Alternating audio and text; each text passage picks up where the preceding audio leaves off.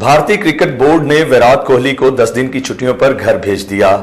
तीसरा टी20 भी नहीं खेलेंगे। साबिक भारतीय कप्तान श्रीलंका के खिलाफ रवां माह होने वाली सीरीज भी नहीं खेलेंगे। वजह क्या बनी, इस हवाले से मजीद तफसीलात जानते हैं इस रिपोर्ट में। जी हां, भारतीय क्रिकेट बोर्ड ने साबिक कप्तान विराट कोहली को 10 दिनों की छुट्टियों पर घर भेज दिया है। भारतीय मीडिया के मुताबिक 33 साला विराट कोहली वेस्ट इंडीज के खिलाफ होने वाले तीसरे टी20 मैच से कबल ही बायोबबल छोड़ के घर चले गए। रिपोर्ट्स के मुताबिक साबिक भारतीय कप्तान श्रीलंका के खिलाफ रवां माह होने वाले सीरीज भी नहीं खेलेंगे। ख्याल है कि भारत ने वेस्ट इंडीज के खिलाफ 3 टी20 मैचों की सीरीज में 2-0 की फैसलाकुन बढ़तरी हासिल कर ली है।